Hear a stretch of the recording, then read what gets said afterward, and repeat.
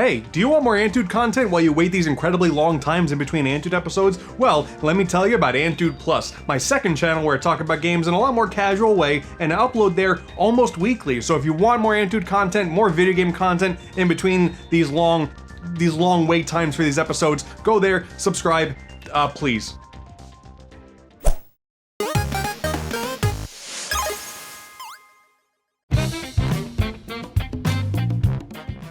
Anybody else feel like this still isn't real?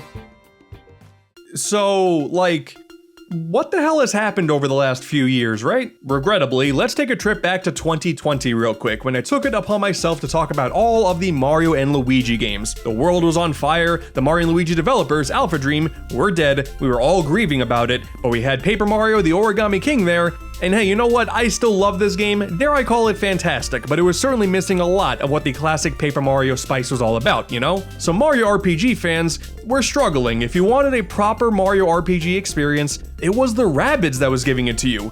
That's a crazy thought. 2018's Mario plus Rabbids Kingdom Battle and 2022's Sparks of Hope were, of course, different, turning Mario into a tactical RPG rather than a typical turn-based RPG. But as far as the Switch was concerned, these were the defining Mario RPGs on the console. They were funny, they gave Mario a gun, they gave Donkey Kong an original adventure and brought Rayman back for a cup of coffee, and also, they gave Yoshi a gun. That was great stuff. But then, 2023 happened. Nintendo finally realized Mario is allowed to have a personality. The Super Mario Bros. Movie became one of the most successful animated movies of all time. Super Mario Bros. Wonder comes out and course corrects years of bland NSMB aesthetics with one of the most whimsical platformers in Miyamoto knows how long. And then, Nintendo begins to do the unthinkable. Yep, pretty sure this ain't real life. Listen to me, okay? Obviously we're here to talk about Brothership, I get it, but I truly don't think the impact of this game would be as high as it was if Nintendo didn't masterfully space out the reveals and releases of Super Mario RPG and Paper Mario the Thousand Year Door. Two remakes that genuinely seemed impossible, and even though they've already released, it still kind of feels that way. When you have game reveals so shocking that it results in a bunch of grown adults crying at their mere existence, myself included, you know you're doing something right here. Whether it be due to Square Enix's involvement with RPG and the general continuous slaps in the face to Geno fans, or Nintendo's general ignorance to Paper Mario's golden age, it didn't matter anymore. It may have seemed like Mario RPGs had no future, but suddenly, even though it was a bunch of the past coming back, there was something there. These are two of the greatest accomplishments in recent Nintendo history, and obviously come highly recommended. But with Mario RPG back, with Paper Mario back, there was only one RPG pillar left. Dude, I'm still very proud about how early I got this, by the way. Like, a lot of people waited to see Luigi, but all I saw was the castle, and I was like, oh yeah, bro. Is this Mario Luigi? Easily. The first new game in a series from a dead developer in like a decade, of course. Oh my god. Not counting the 3DS remakes that put the original developer out of business, this is the first time in 9 years we got a brand new Mario and Luigi game to play. And need I remind you, that original studio is dead. So like, getting a new game in the first place, that seemed impossible. If you watched my retrospective from a few years ago, you know the only thing I didn't talk about as much as I should have are the side modes in the 3DS remakes. Now, I've gone ahead and remedied my mistake because as I'm uploading this video, I just uploaded a video on my second channel talking about those modes in a little more detail. So go to AntDude Plus, go watch that video. If you're a big fan of Bowser Jr.'s Journey, that's the place to be after you watch this video, of course. And subscribe to AntDude Plus. I'm trying to make that something. Go for it. As for Mario and Luigi Brothership, I have a lot of thoughts about this game. A lot of good, a lot of bad. Sprinkle in some classic Italian gibberish in there. Okay, so let's get on with it. Welcome to a fully comprehensive look at Mario and Luigi Brothership for the Nintendo Switch family of systems. And don't worry, if you're worried about spoilers, there'll be a spoiler warning before we get to all the deep stuff, so don't worry, you'll be good. And also, kudos to Europe, because they could have very easily called this Mario and Luigi Brothership Bros, and it would have been stupid beyond all belief, but at least it would have been consistent, you know? It would have been funny. Oh, it's not funny is today's sponsor, Factor. Ayo! If you're watching this video right now, chances are that you like food.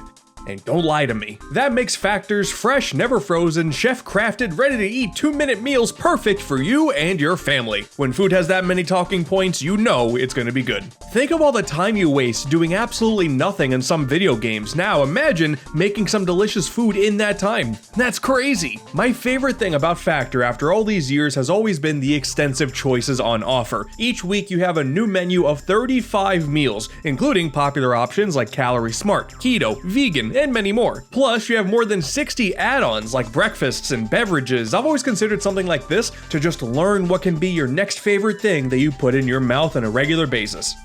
Maybe rewrite that last part. Just take this adorable little container here, throw it in the microwave, bing bang boom, couple of buttons, and then wow. Oh, it's so good. This holiday season, get some Factor for yourself and enjoy eating well without the hassle. Click the link in the description and use the code AntDEC50 to get 50% off and free shipping on your very first Factor box. Nothing says happy holidays quite like some good food. Thanks so much to Factor for sponsoring today's video, and now, it's back to brother time, baby. Bros, we are so unbelievably back. We do once again lack the intro bit where Mario and Luigi go, Nintendo! But whatever, I'll take whatever I can get at this point. It is worth pointing out first though that yes, this is obviously the first game in the series developed after the original studio, Alpha Dream, closed down. Brothership comes to us by a studio that actually has a really robust history, Acquire, a Japanese company founded way back in 1994. And they've been responsible for a bunch of random games like Tenchu, Way of the Samurai, What Did I Do to Deserve This, My Lord? What on earth is that? Okay. And Akiba Strip. It's a varied lineup to say the very least, but in more recent times, these guys have been the co-developers for the Octopath Traveler games. I'm not really a big fan of the first Octopath, but dude, Octopath 2 is one of the greatest RPGs of all time as far as I'm concerned, so okay, we're in good hands here. It may sound like a random studio at first, but it is clear Acquire is more than qualified here. Besides, you know, it could be worse. For a while it was rumored to be Ilka, the studio behind Pokemon Brilliant Diamond and Shining Pearl, and yeah, man, I'm just happy that's not the case. Luigi? One day in the Mushroom Kingdom, Luigi almost dies from bees. Little idiot runs off a cliff without realizing it.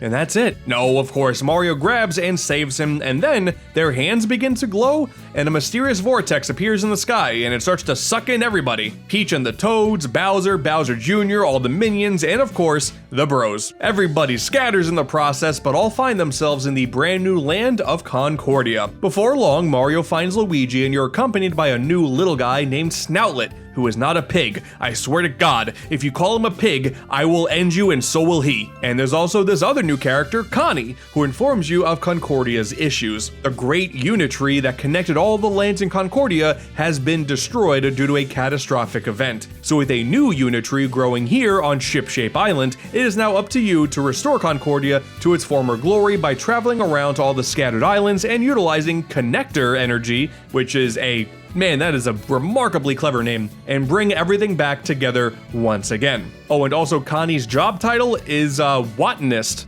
a student in the science of electric plants. The electric wordplay in this game is ridiculous. I am just shocked at how good botanist is. There is a whole lot more story that shows up over time, like the involvement of this mysterious new villain named Zocket, who's very analytical and always spouting numbers in his pursuit to harness negative energy for his own evil schemes, as well as his henchman, the Extension Corps, featuring 3 members, X, 10, and Shun, all based off of different connection plugs, like how 10 has a giant headphone jack on his head because of course. There's also this energy source known as sprite bulbs that you're able to collect after a certain point in the game, and also there are spite bulbs, sprite bulbs running on stale energy and are used to power up bad things instead of good things.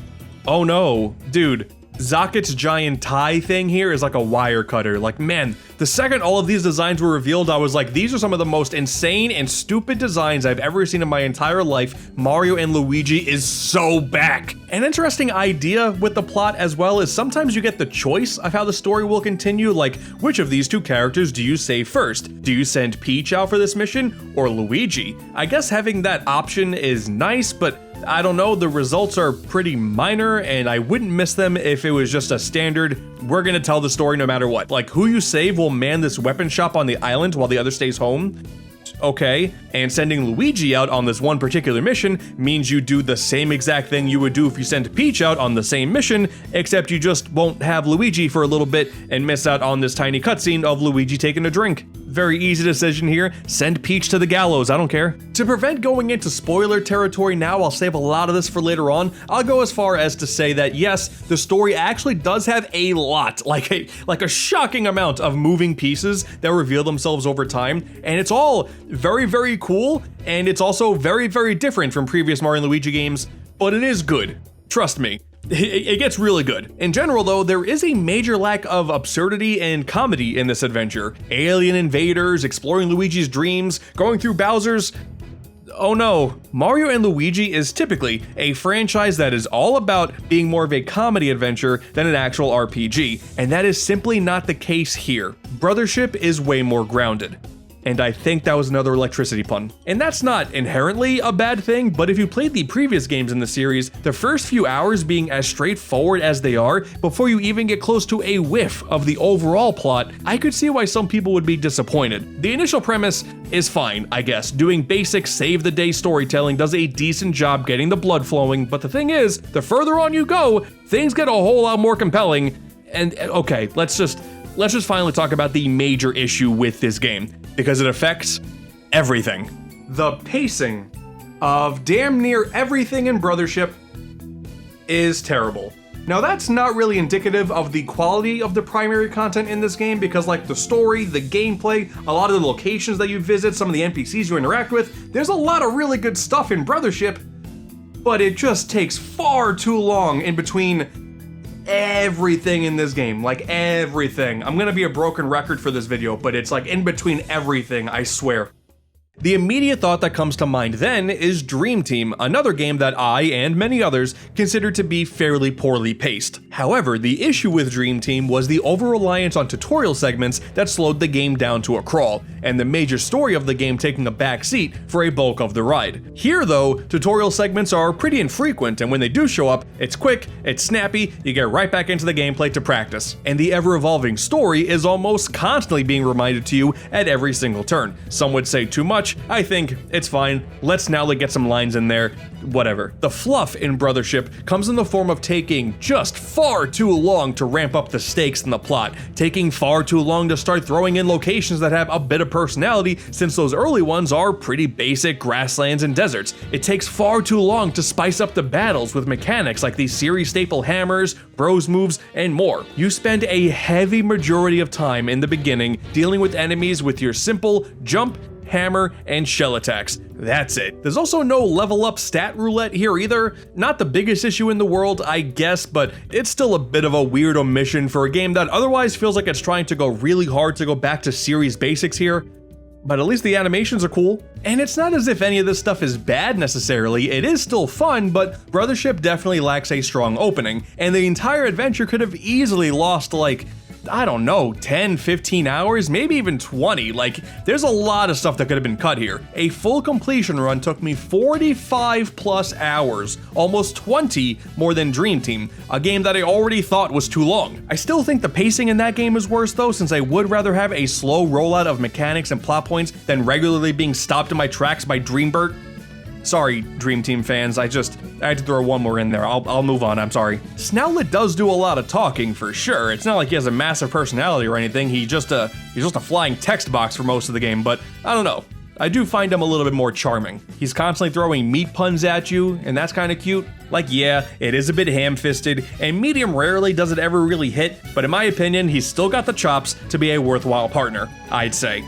Sorry, couldn't help myself. I think the most upsetting thing here is I would argue that Brothership doesn't start getting really good until the 10 to 15 hour mark, aka basically the entire length of Superstar Saga. And also, while I'm in the middle of this complaining stage of the video, it's a pretty minor thing in the grand scheme of things, but the lack of references to previous adventures, that's pretty upsetting. One of the collectibles in the game are these reefs that are scattered throughout the waters as you're exploring, and some of them are characters from the first 4 Mario and Luigi games. There's no Paper Jam references here. I think at one point Snoutlet says something about being a slip of paper, and that's like the only reference that game got. But you know, that game lacked any identity in the first place, so that part's not all too surprising. Starlow's here. She adds nothing to the overall story though, but damn it, there she is. She is simply here as Peach's partner now, which is fine, I guess. I do like Starlo. I'm glad that little bit of continuity is here, but that's about it. And if anybody finds Stuffwell, please tell him to call home. He's been missing for 20 years, and I'm worried sick about him. But yeah, that's it. Again, trust me on this. Brothership does eventually build a strong enough identity on its own, but I'm selfish here. I definitely wanted more. The Elite Trio will continue to be one of the greatest missed opportunities in this series yet. Kylie Koopa would have been a great addition, perhaps writing about your status on the Concordia saving adventure for the other residents to see. Why not? I don't know. I'm just spitballing here. Would have been nice. This is like the first Mario & Luigi game to also forego the typical Wiggler fight. Like all the other Mario & Luigi games have a Wiggler fight. This one doesn't. Like that would have been something. And speaking of, by the way, that was the last time we saw Popple in this universe, was running away from a Wiggler. And that's it. Not in this game. Just, I don't know, something would have been nice. Dude, you remember the best fitness friends from Bowser Jr.'s Journey? Yeah, me neither. Instead, we get Grampy Turnips, a series of old men vegetables that act as a collectible, and their whole thing is giving you poor life advice and then ending with jokes that genuinely like aren't funny at all and are a complete waste of time. Like it's not even like an unironic like aha I got, like it's just not funny at all. That's the whole joke. I want to chop them up and cook them in a stew. I feel like it was important to bring up now before we really get into the gameplay portion here, because like the pacing is going to plague Brothership's immediate legacy. Make no bones about it.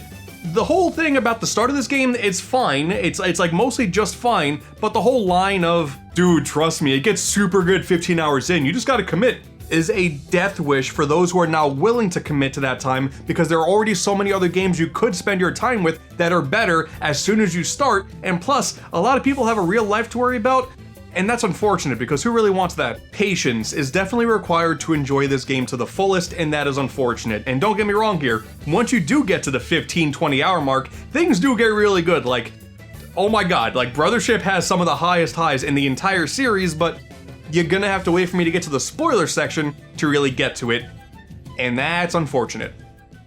There are so many things that this new development team got right with this first Mario & Luigi adventure on consoles. For one, the presentation is flawless. Acquire definitely understood the assignment when it came to making sure that a Mario & Luigi game is absolutely oozing with personality from top to bottom, even though I'm still not entirely sure Luigi has his striped socks, but you know what? I've forgiven that a long time ago, but I will never forget. The idle animations, walking and running, waiting for their turn in battle, crazy faces during bros moves, the same goes for the cutscenes, the clapping and dancing during level up screens, the animations here, they're all perfect. The color palette used is also incredibly vibrant. I love the coolest shading of the shadows and all the characters. You notice how Mario & Luigi's hats slowly fade into a blue instead of black? That's great. The enemy designs, like most things in this game, start off fairly bland and uninspired, and while the early batch of Concordians don't really leave that strong of an impression, once again, give it time, and there are a good chunk of NPCs that I really found myself loving and would put down as some of the best characters in this series to date. Technicky, I love you. You are a genius.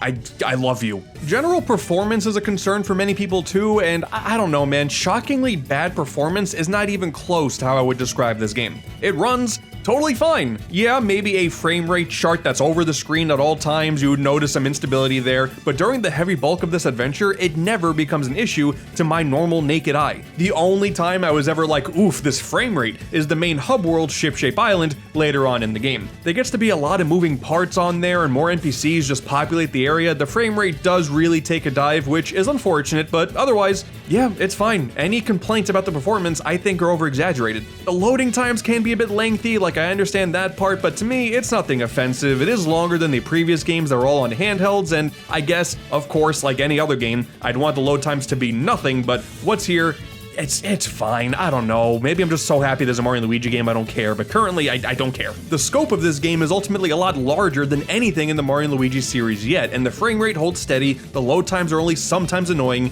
It's all good here as far as I'm concerned. Unless when the bad performance is listed as shocking, that was all meant to be like a verb that goes along with the electricity pun thing, then okay, fine, fair play, good on you. The music is also superb. Alongside everyone else with this development team, we got a brand new composer. All of the previous games were done by the iconic Yoko Shimomura, providing some of the most memorable, catchy, and epic tracks in any Nintendo game, full stop. To this day, the fact that In the Final exists from Bowser's Inside Story is still remarkable to me. But now, Brothership has been composed by Hideki Sakamoto, who worked on music for some Yakuza games, Echo Chrome, the Pokemon Mystery Dungeon, Explorers Trio, and arguably his most iconic track of all time, the main theme for Super Smash Bros. Ultimate, Lifelight. You know, the colors weave into a spire, like that guy. He made this music. It's definitely a much different vibe from the rest of the series, but it's still a pretty great OST. Lotta Coins Island, Twisty Island, Rainforest Island, and yes, the battle theme, all great stuff. There's a lot less punchy music and a lot more atmospheric stuff here for the world exploration, but that kind of fits the entire different style that Brothership is going for in the first place. This is simply not as much of a wacky and kooky an adventure as you would come to expect. Wacky, zany scenarios are kept to a minimum. You see next to no weird body alterations outside of Luigi constantly hurting himself when he lands on an island. That's about it. If you want characters to get fat like they used to, sorry,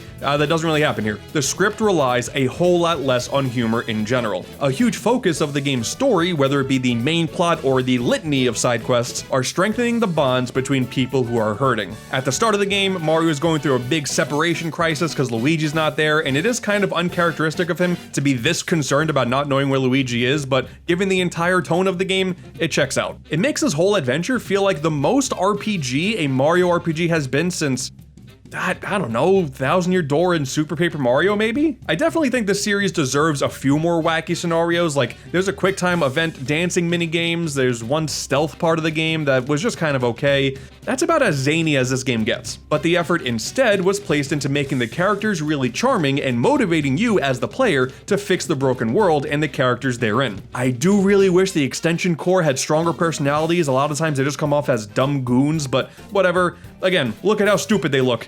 They're great. And also, again, we'll get into spoilers later, but once things really start to click about what your true objective is, Brothership achieves some of the strongest plot points of any story-based Mario game thus far. Plus, we get the return of Mario and Luigi's Italian gibberish. Good job, Kevin Afghani, the brand new voice of Mario and Luigi, starting with Super Mario Bros. Wonder for the Nintendo Switch family of systems. You're doing a great job so far. It's no... But you still got a long career ahead of you, kid. Congratulations. It's how did he do it? I don't understand. Now to finally touch on the gameplay. Almost forgot we're talking about a video game for a minute. Like, damn, how far in the video are we and now it's gameplay time? Okay, so if you played the previous M&L games, yeah, like the core gameplay has been carried over pretty well. It is a strictly two-character party. There's a good amount of platforming and block hitting in the overworld, and we got a timing and reaction-based battle system, just like always. There are no side-scrolling segments, there are no extra characters to play as, we are back to the basics with Brothership, which for the studio's first shot at the series, I think that was the right call. Don't screw this up. Like, oh my god, I don't want to deal with the paper mache battles again. Like, let's just stick to basics. But even though at its core, like just the base mechanics, it is pretty straightforward, like everything else in this game, I have a lot of thoughts. Look at the remaining time of this video, okay? Did you think I was lying? I have a lot to say. First off, what I initially thought was a bit of a downside, all of the areas here are super linear. You see, rather than having a huge world to explore, you have a main hub world with Shipshape Island, and then you have all of these islands in Concordia that you explore to, like, with linear paths, kind of giving Spirit Tracks vibes. You'll just kind of pick a direction and then go, and then you wait till you get there. This is how you'll find those collectible reefs, as well as these tiny islets that offer micro objectives or just some items, each with a cute name that are all just a slightly different way of saying small. That's fun. You got Droplet, Morsel, Small, Dinky, Gives Me Big, everything is a laughing pun energy from Superstar Saga. That's cool. And of course, this is how you find the main locations of the game as well, with these big fancy islands. And in theory, the progression is the same for all of them. You start at the bottom, you make your way to the top, there's a lighthouse atop of some steps, sort of reminiscent to the classic Mario flagpoles, and yeah, all these areas kind of come off as like stages rather than a proper world to explore. Like eventually you find your way to these great lighthouse islands, and these almost act like a proper RPG dungeon, and this is where you find the major bosses, and completing them unlocks the next sea to explore. And it all kind of just feels like you're beating World 1-4 and then moving on to World 2-1. The progression system took a bit to get used to for me, I'm not gonna lie. Because it's not like the other games weren't also linear, but it was never this blatant before, at least at first. Again, the game takes way too long to really get interesting. These first few islands may have a town and NPCs to deal with, but the linearity does begin to get a bit cumbersome. And again, I swear, I have to say for every single thing because it applies to everything about this game. I'm telling you, give it some time and these islands start to finally tell more unique stories and are filled with more thoughtful NPCs. The villain Zocket starts to show his hand a little bit more, being a better driving force to push you forward than simply fixing the islands. You will slowly, and I mean very slowly, unlock exploration-based bros moves like the UFO spin and the bro ball, often requirements to getting to some areas that you couldn't get to before. And the side quests start to pile up like crazy. And I do like this side quest system because once you get to an island's lighthouse and repair it, it becomes easily accessible from a pipe on Shipshape. And what's cool is you'll see characters using that pipe to travel to those different areas. This allows the possibilities of characters from everywhere having things to do everywhere. And fast travel makes it so I'm not pulling my hair out at the idea of waiting for my ship to travel back to the same island I was already at 7 times before, because yeah, at the start of the game, there is still a lot of waiting. I can't believe they said this was okay. A lot of the quests do kind of just boil down to, boy, I really wish I had like, I don't know, a potato or something, and then you have a potato and you're like, oh my god, this is crazy, good job, here's 10 mushrooms. But considering Mario and Luigi never really had a substantial side quest system before, you know, I'm fine with this. Like even the time-based ones, there are quests that you have to finish quickly before you get too far in the story, and then you're cut off from doing them, for good. I did every single quest as soon as they showed up, so it was never an issue for me, but I understand that it wouldn't really be an issue for you if you're not into side quests in the first place. It's not even like you get a bunch of great rewards for doing them in the first place. Like, for the most part, you really just get equipables that often aren't as effective as the ones you're already using, or consumables, like mushrooms, syrups, nuts. Thank God the nuts are back, and beans. Again? The beans are back? The beans have not made sense in Mario & Luigi since Superstar Saga, the first game. Why are we still doing beans? There's no like digging underground system for them either where you pop them up, but like they're only like for, oh my god. Okay, brother beans. And to briefly go back to the hub world, Shipshape, I actually like this place a lot. The music is cheery, having easily accessible shops is always nice, and once more characters populate the area, it really becomes alive. You can even fish here, and any game with the fishing mechanic gets an additional 13 points right off the bat. There was this one bit though, where I guess I did this spa side quest early, like you find this guy and then he walks and the screen turns black and he goes, let's relax. And nothing happens when the screen comes back, but then later on I unlocked the spa. It's a way to just heal yourself back on the island, and like that's where that cutscene was supposed to happen, but nothing was there, so I was so confused and concerned about what I had just seen. What are you doing to Mario back there, guy? I don't like this. But again, man, the pacing had me super worried at first. The ship moves so unbearably slow, and this is the way you unlock the path forward, just waiting for the next island to appear. Patience is required. You do eventually get faster travel so you can explore the waters at a quicker pace, but man, it is still dreadful for a while. But it doesn't matter, because like the most offensive part of this game is there was one side quest that requires you to go all the way to the other side of the map, and even with fast travel, it feels like it's taking forever. I think the studio had anticipated you getting other stuff done while you wait, like side quests and whatnot, which sometimes does work, but I still sat here doing nothing for too long of a time. When you return to islands you've already completed and whatnot, like you can dictate the ship's movement because you see the radar on the screen at all times, which does help, but in general, it's still more annoying than not. But at least the vibe of Shipshape, that's a plus. It's just using it, that's not a plus, that's a minus. While many of the concerns with this game, since it is a brand new developer's time to shine, are valid, in my opinion the exploration part does ultimately feel just as great as ever. Yes, the general layout of an island is point A to point B, go from bottom, go to top, easy peasy, but you know, there are some little things here and there, and these little extra things you do every so often, and then later on in the game, you're tasked with going back to these areas, not part of the side quests, and then like, okay, they get a little more expanded upon, like, oh, it's there. It is there. It's just, once again, get past the hurdle of the linearity, I'm telling you. But realistically, all that stuff aside, I feel like the biggest criticism that I noticed with this game at first was, for the first time in series history, you no longer have direct control over Luigi. Sometimes you tell him to go out on his own and then you use his unique button while Mario has his own unique button. That's kind of reminiscent of the old days, but for the majority of the exploration, he just follows you around like a Pokemon. He jumps automatically, enemies never really aggro him. For a lot of the time, he's just kind of there. Some seem to have taken a big issue with this, like, oh my god, this is a sin against everything Mario and Luigi stands for, how dare they? Personally, what we have now, I almost prefer.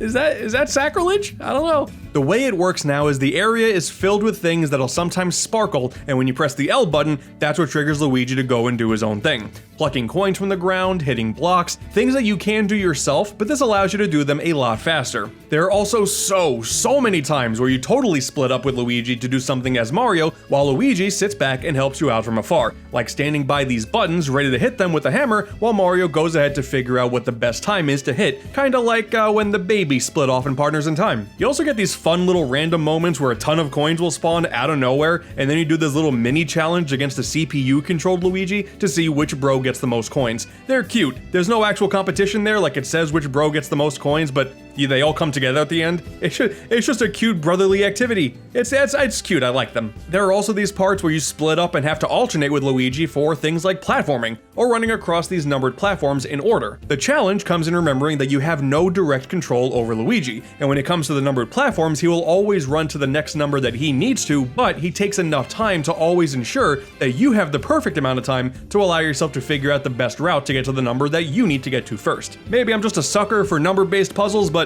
these are cool too. But then we have one of my favorite new mechanics in this game. Luigi does ultimately get a lot of time to shine, but none more so than a core mechanic of the entire adventure, which is, hold on, wait a second. Let Luigi cook. Luigi logic. There is a whole thing in this game about, hey, Mario doesn't know what to do. The not piggy bank, he doesn't know what to do either. And then Luigi's like, okay, hold the f up. I got an idea. Yeah, it may be a bit hand-holdy, they are just cutscenes. It's not like you have to figure out when to activate Luigi's brain, it just happens automatically, but it is such a funny concept. It was always worth it just to see the exclamation point with the L, like, oh my god, what a genius design. I prefer this so much more than Luigi kinda being relegated to just being a bumbling idiot in the previous games. Like, yes, you could control him, but he was just made fun of a bunch, and here, he gets so much more spotlight, and it's just the right amount of correction to his character, in my opinion. Like, I guess Mario is a little dumber as a result because sometimes the Luigi logic is something I figured out in 2 seconds, but whatever. It's still funny. Confirmed. AntDude is smarter than Mario. And then there's the battle system. Here we go, okie dokie. And then watch the bros dance before they go in for murder. And again, I know I'm a broken record at this point, but a practice in patience is really required to see the best this system has to offer. Despite only having the jump, hammer, and shell attacks for the first few hours of the game, thankfully they are more fun to use than ever. The basic commands for jump and hammer use both bros now every single time, rather than needing to unlock some sort of leveled up bros move, which is cool. And while the shell ability returns from earlier games, they're used differently for each brother, which is kinda cool too. Mario specifically homes in on a single enemy, and Luigi's final attack hits the entire squad. And it's great because both brothers look pissed off. I feel like it's important to say this battle system is inherently good right from the offset, considering a majority of the Mario and Luigi games relied on secondary gimmicks like extra characters just to spice things up. That's not here, the core basics are fine, thank goodness. And then things start to ramp up, like of course, you'll unlock more bros moves throughout the adventure, and they're all really good. Some of them are returning, like the Bomb Derby and the Yoo-Hoo Cannon, and even the Jump Helmet, which was in Bowser's Inside Story, is actually based off of the cancelled version from Dream Team, since it all goes from behind the back rather than side to side. Nice touch. And then you got new ones like Catch Me If You Can, that reward you with a Yoshi cameo if you nail it, and that's awesome, cause Yoshi's the best, and I love it every time he shows up. Each of these moves have a finishing flourish if you nail all the button inputs, and they're just so fun. Bros moves are always very prioritized in Mario and Luigi's battle systems, and they are just as satisfying as ever to use here. Plus, the enemies also all have life bars now, and it's so much nicer seeing just how much damage you deal with each move. It's actually because of this information that's always presented to you that I realized there are actually plenty of reasons to use earlier bros attacks for certain encounters than the latest and greatest. Because some only attack single enemies, some are simply quicker to utilize, and many of them do attack multiple enemies at once, but maybe you think one will be more effective in the current situation than another. It's a very smart layout. And also some of the enemies come back too, like you got variants of the Treevils from Bowser's Inside Story, they're called Crodes this time, or Crodes? I don't know, Crodes makes sense. And the Capnaps from Dream Team. Hey, what's up buddy? Good to see you again. But it does kind of feel like you're lacking in terms of variety of bros attacks you get access to. Each brother only gets 5. And to the game's credit, each one, at least in terms of how much of a spectacle they are, is way more impactful than the last. But after nearly a decade of no brand new game and the first on a console, I think there should have been more than 5, especially with how long it takes to get a new one. Like, you could have filled that space somewhere. Or hell, maybe even reintroduce hidden alternate ways to nail the attacks like Superstar Saga had. Something. I think to compensate for the lack of a bunch of new moves, that's where the challenge system comes in. You get rewards for things like hitting a specific number of lucky ratings for attacks, defeating a certain number of enemies, accumulating a specific number of coins in battles, and for each bro move, get an excellent rating 30 times. So, if you care about that, there's your incentive right there. It feels very reminiscent to Super Mario RPG's 100 Super Jump Challenge, a secondary thing to focus on as you're just going about your business. Like, by virtue of it just simply being there, of course I'm gonna attempt it. No matter how long it takes, I'm gonna get it done. I'd feel stupid if I didn't have all these challenges filled up, but that's just me. More attack options would have still been nice. Oh, and also, if you're watching this before playing the game yourself, there's one challenge for doing 300 battles without equipping any wear, gloves, or accessories.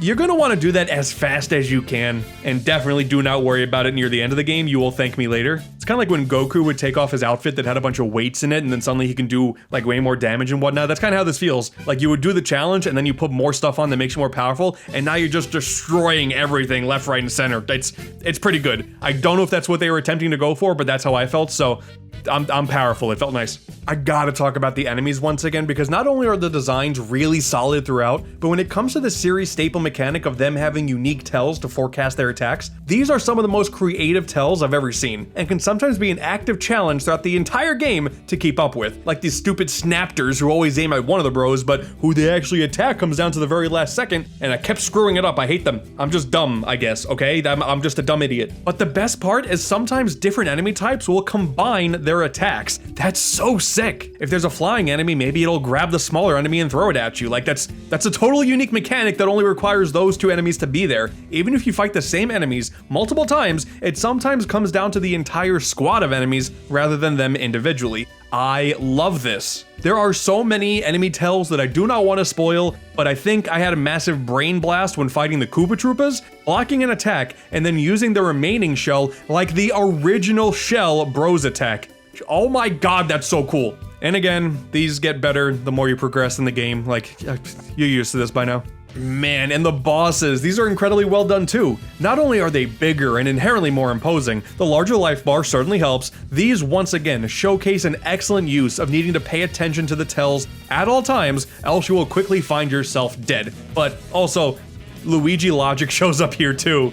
Hell yeah, look at my smart son. Once again, it's hand-holdy, they are all laid out specifically for you, you never have to think about when to use them, but during the battle, something will happen, and Luigi, again, goes, hold on, I'm cooking, and then if you activate it, a minigame sequence takes place, and it's different for each fight. If you succeed, which is not always as easy as it seems, not only are you rewarded with just a funny little cutscene and the boss taking some damage, but also a free turn with guaranteed critical attacks. These bosses are actually pretty tough your first time through, so it is very important that you hit these on your first time, because man, you could be taking some major damage if you miss. Of course, on repeat playthroughs, these guys are actually probably pretty easy and you never have to rely on Luigi logic once, but hey, let me live. This is funny. But kinda like the bros moves, I just wish there were more, or at the very least, some kind of boss gauntlet like some of the other games in the series had, or even just the option to simply fight one individual boss again. Like there are some boss refights later on in the game as side quests, and those forms are more difficult, but I'm selfish. I still don't think there's enough. But whatever, I guess that's all complaining about what's not here versus what's actually here, and what's actually here is super good, and like everything else, only gets better with time. Like I don't want to show too much here, but there's this one boss against like the sentient barrel thing, and that fight's great. Oh, it's such a good fight. Luigi cooks in this game, but the development team cooked too. It's good stuff. But to me, the primary reason why this is probably the best battle system in the entire Mario & Luigi franchise is partially due to the brand new addition of the battle plugs. So Bowser's Inside Story and Dream Team featured a Bros badge mechanic, equipable trinkets that eventually give you a perk as a reward for good battling like health restoration, dropping more coins at the end of battles. Battle plugs are Brothership's equivalent, and there are dozens of different ones in this game, and similarly the perks are incredibly varied. Kaboom Attack creates a shockwave, Attack Boost gives you an additional jump or hammer attack, you got ones that deal stronger damage to specific enemy types like flying ones, you got defensive ones like making counters easier and having them do more damage when you attack an enemy. reducing your general damage intake, automatically using items like mushrooms and 1-ups when needed instead of wasting a turn, having enemies drop coins when taking damage. There are so many. They all turn the tide of battle however you see fit, but there is a limit. You can only use them for a set amount of turns before they run out of charge, and then it takes many turns, many turns, before you can use them again. Which, fair enough, a basic debuff system.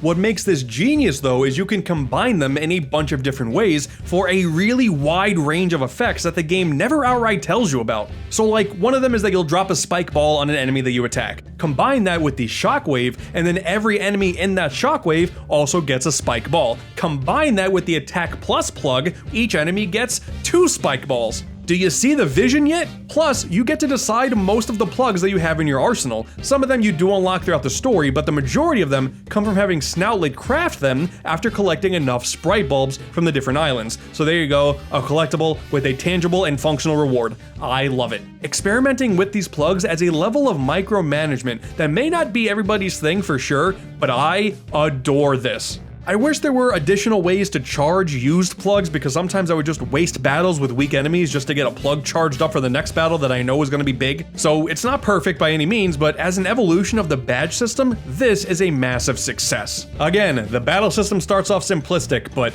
oh man, it turns out to be so much fun when you have a much larger toolbox to work with.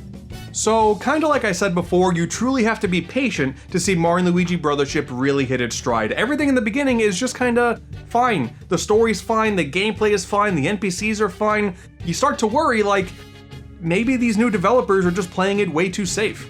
Like, dude, early on, I was starting to get kind of bored, and then the Toad shows up, and he's like, oh man, all these other Toads are missing, can you help find the other Toads? And I was getting war flashbacks to Paper Jam, so like, I get it, okay? I totally understand.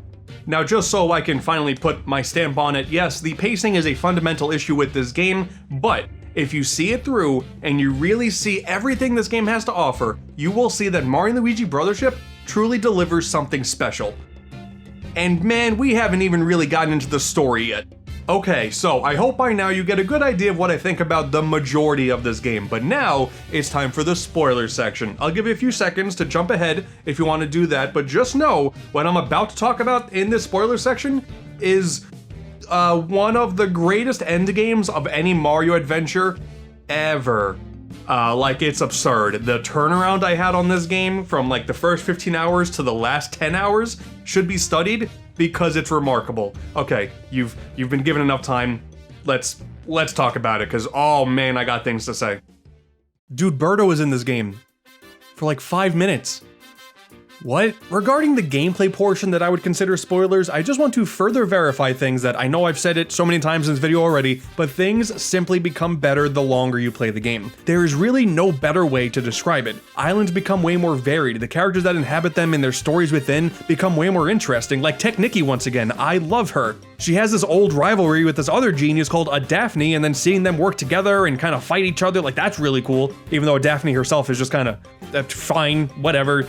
Her makeup is ridiculous. You're dealing with royalty at times with Bernadette and Chillium, because you get burn and chill, haha. They're adorable, and you can help officiate their wedding. It's amazing. Watching Diode rock out is just funny to me. And dude, when Bowser finally enters the story, his involvement is so great because he's still a bit of a goofball in typical Mario and Luigi fashion, but you get so much time to interact with a ton of henchmen, and even get to see Bowser Jr. deal with the fact that he's actually developing a genuine friendship with this Concordian kid named Buddy, and oh my god, I love them. Oh, and fighting Bowser's henchmen is pretty cool too. I glossed over that already with the Koopa Troopas, but man, Shy Guy's attack is just Shy Guy says from Mario Party, like, holy shit.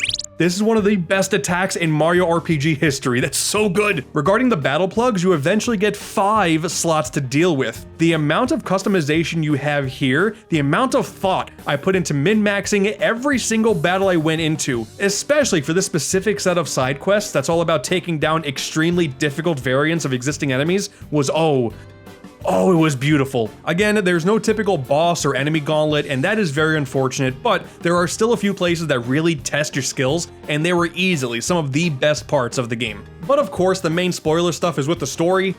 Oh man, it is so unassuming at first, but it turns out they were crafting one of the greatest Mario RPG stories, screw it, Mario stories period, of all time. I have to suspect the story writers attempted to strategically and steadily ramp up the stakes throughout the adventure, because while the foundation is just, light up these lighthouses and bring Concordia back, be the hero, the whole idea of this evil force, the Gloam, finally shows up and things take such a great turn. You see, those spite bulb creatures I mentioned earlier are being used to get the corruptive Gloam substance out of to infect basically everything. Enemies will start showing up with Gloam variants, which more or less just make them powerful and faster with attacks. Gloam suddenly becomes a status effect that you can be inflicted with, which still lets you attack, but prevents you from doing anything with your brother, which yes, even affects the normal attacks since they now default to two-person attacks now. And Concordians, while exploring, start to show up affected with Gloam too, causing them to completely shut their heart out to anybody around them and seek isolation. To counter all of this, a scientist is recruited to help harvest amp berries as an antidote. It's something given to NPCs to heal them, but also it's an item that can be used in battle to heal the ailment. I don't think the amp berries are used as much as they should be, but as far as the Gloam goes,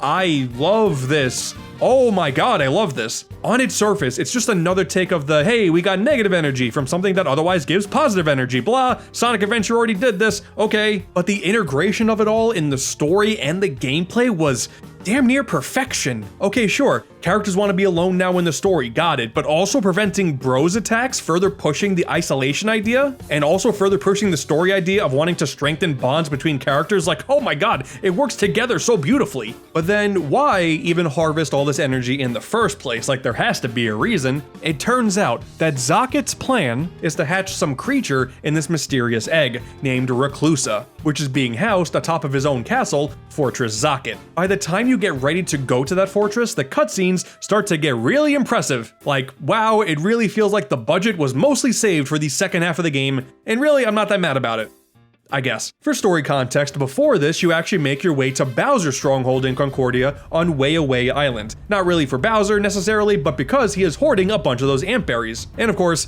Bowser's an idiot, believes you're coming there for other reasons, so you guys fight, you defeat him, then you learn that the Extension Corps have kidnapped Bowser Jr.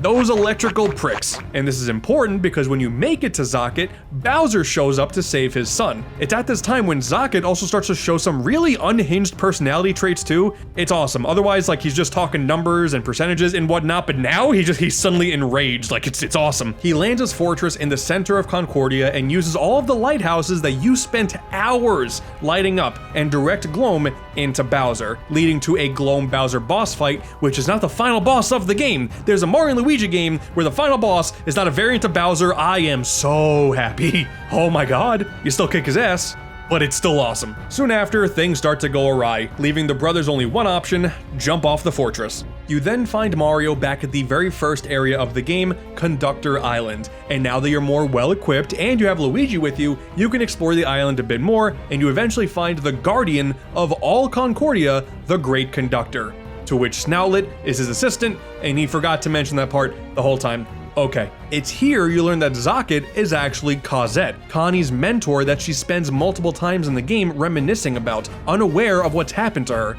Okay, story at this point getting pretty interesting, but now you can't get to Fortress Zocket due to this massive barrier that's been put up. But thankfully at this point the new genius Daphne shows up. You gotta make her a pizza in a nightclub. Once again, they save all the interesting parts of the game with the locations until they're like way far in. It's unfortunate, but this part was cool. The Italians are making pizza, love that. And then she agrees to assist because she also finds Luigi very attractive, and I get it. Same here. This is where another one of those story choices come into play, because you can either follow Daphne's plan to go under the barrier or Technicky's plan to go over it. I decided to go over. I thought it would look cooler, and it does. Sorry, Daphne. You're not doing it for me. You get to the fortress, you deal with the Extension Corps once again, then you get to deal with Zocket, and then they turn back into Cosette. And it doesn't matter, you're still too late. Reclusa emerges from the egg. Oh my god. Oh, I love you. This design is incredible. Again, like everything else in this game, it takes far too long to get to this point of it being totally interesting, but the total plan of the villains finally shows itself. In the center of Concordia, Reclusa forms the Solid Tree, God, the names are so good. And suddenly springs flowers that traps Concordians within their bulbs, submerging them into their own fantasies. What Reclusa is aiming to do here is essentially drain Concordia of all of its life, and by trapping people in these flowers, they will slowly starve and never realize it because they're stuck in a world that gives them everything they could ever desire. That is so messed up, man. I love it. Reclusa wants the world to embrace the feeling of loneliness, aka being a recluse, aka being a shut-in, and it's not like there's some crazy, depressing backstory that causes Reclusa to hate the world around him when he was younger, and he needs everyone to feel this pain that he felt all those years ago. He's just a psychopath, man. That's it, he's just crazy. I love him. And the only way to climb the Solitary is to destroy this barrier of gloam that surrounds it. And you do so by collecting the positive energy from the bonds between Concordians that truly care about each other from these characters that you've been learning about throughout the entire story. Again, strengthening of bonds. It's so good. Everything about this game ultimately was about this message of strengthening your bonds with the people around you. And it makes gloam such a damn cool mechanic, and it leaves such a stronger impact than Luigi simply dreaming about how cool his brother is. Like, I love everything about this, especially once Cosette finally comes through and feels truly terrible for what she's done and Connie has to come to terms with it. This cast of characters is something special. It takes too long to care about them, but they become really special. Also, the final bros attacks you get at this point are insane. Like, oh my god, the absolute cinema in these. It gets repetitive for sure, but man, this is just a fight out of JoJo's Bizarre Adventure at this point. It's, oh my god. God, why did this game become so cool now? The Solitary is an awesome final dungeon. The puzzles all revolve around the bros working together, regardless of if they're close to each other or far away. You're always working together. There's a constant threat of these gloam bulbs separating the two. The music is really ominous. The enemies get a whole lot stronger. This is a great final area. And then just as you're about to make it to the very end,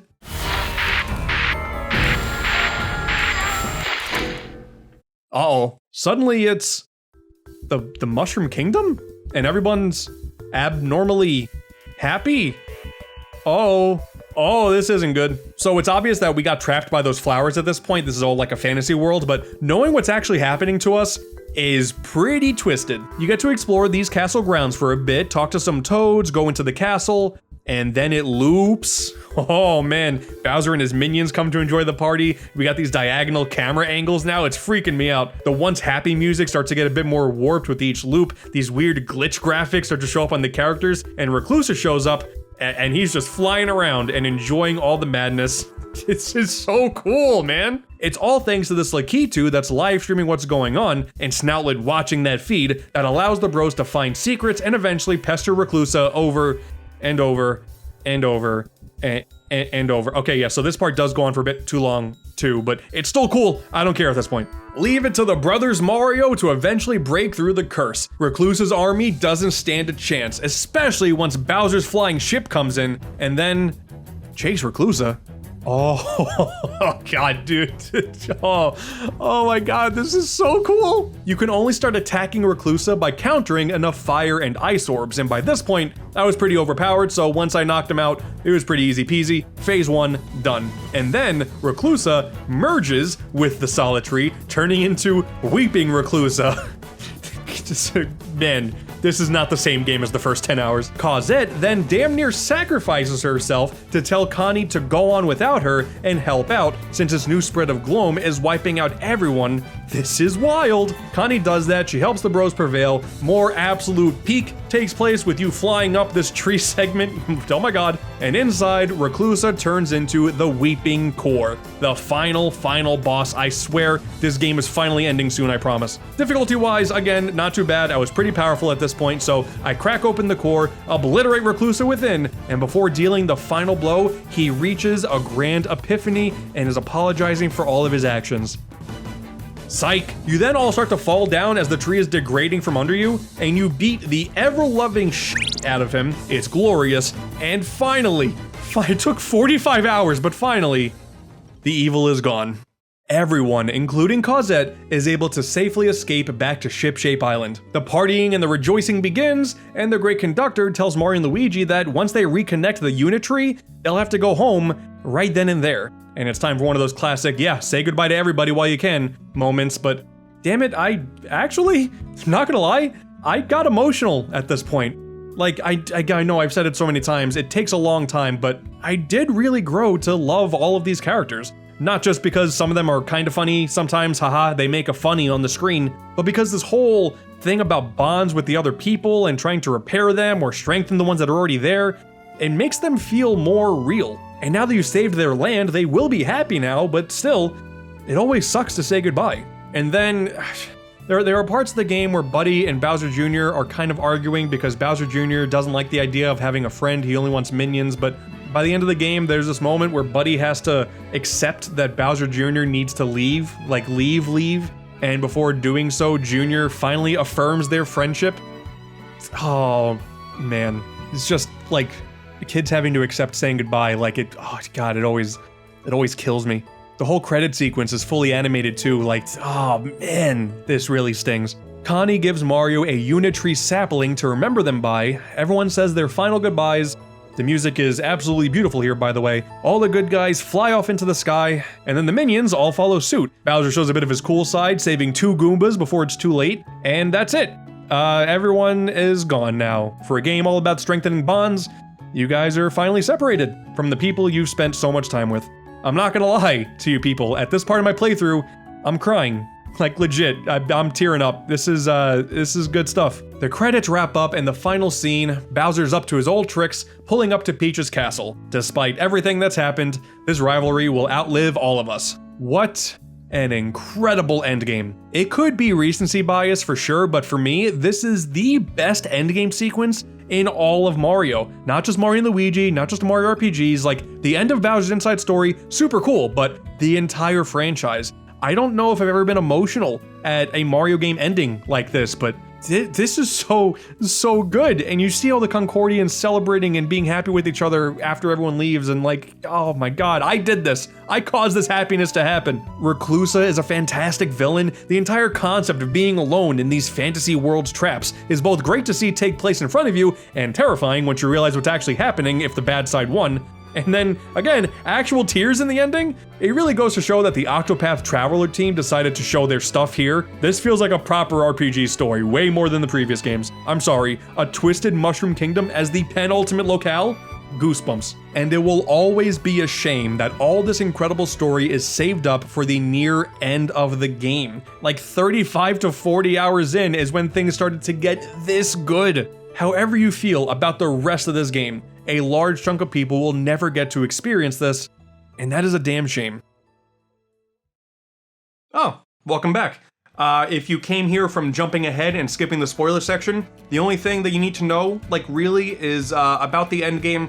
It's really good, and I cried at the end, so yeah. Mario and Luigi Brothership is good. Really good, actually. Mechanics, music, visuals, characters, it's all great. It's not really funny like you would expect from this series, but when the story really starts to get good and you see what they're aiming for, I would argue it is the best plot of the entire series. But damn it if this isn't one of the worst paced Mario games of all time as well. Comparisons to Dream Team are often made, and I get it, the pacing is rough there too, but I disagree with that. This is different. Dream Team's million tutorials constantly bring the game to a screeching halt. It's a game that could be 10 hours shorter for sure, and it would be better, but Brothership doesn't have that exact issue. Content-wise, Brothership is incredible, but there is far too much time between everything. It takes too long to get new bros moves. It takes too long for the story to get good. It takes too long to care about these characters. My time, going for full completion, mind you, was 46 hours. This could have been 20 hours shorter. There are some other little issues that don't really mean much at the end of the day, like combat could have used more bros attacks once again. Some kind of bestiary or gear checklist would have gone far for completionists. More references to previous titles are sorely missed given how long it took to get to a brand new game, but really, that's all nitpicking. At the end of the day, this game is good, but the conversation around Brothership will always revolve around the pacing, and for the first new Mario and Luigi game in nearly a decade, the first time this series was handed to a new development studio for having the I don't know, the misfortune, I guess, of following up start to finish incredible remakes of Super Mario RPG and Paper Mario: The Thousand Year Door. I'm really happy this game exists, don't get me wrong, but it sadly holds itself back from the true greatness that it could be. Plus, like right after the game came out, reports were starting to surface about Acquire's parent company, Kadokawa, being acquired by Sony, and sure, the joke about acquiring Acquire writes itself, but this just means Mario and Luigi fans can't catch a break. And, before I forget, for those keeping track, I would probably update my overall Mario and Luigi rankings to this, I think. I know my Dream Team slander invalidates my entire opinion for some of you, but I calls them like I sees them. I don't know what to tell you. Dreambird just doesn't do it for me. When the Mario and Luigi retrospective first started, you gotta really think about what the landscape of Mario RPGs was like back then, because Paper Mario was still in the trenches after Color Splash, Mario and Luigi as a franchise was dead, the mere thought of them caring enough to remake Super Mario RPG was such a foreign thought, we were just settling with the garbage skin for Geno and Smash, and that's it. All we had was Mario plus Rabbids Kingdom Battle, which is really good, but, I mean, fast forward a few years, this is the lineup we have on Nintendo Switch now for Mario RPGs? This is insane. I never thought that we would get here, but I am so glad we are because man, this is such a good set of games. No matter what the future holds for the specific subgenre of Mario RPGs, the Switch will go down in history as one of the greatest comeback stories of all time. Because man, we went from Mario RPGs being almost dead to now we are so unbelievably back. Oh, I'm so happy. But now, what do we complain about next? I guess now I'm going to begin my 10-year-long campaign to revive the other Alpha Dream property, Tomato Adventure. So, I'm gonna get ready to do that, and I hope you'll join me because anything's possible now. That character's name is Demille. You didn't even know that. It's his time to shine next.